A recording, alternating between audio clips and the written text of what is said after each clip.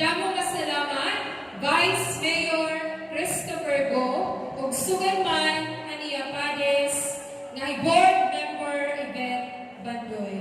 Damo nga salamat aniya pagsayaw ang kuratsya.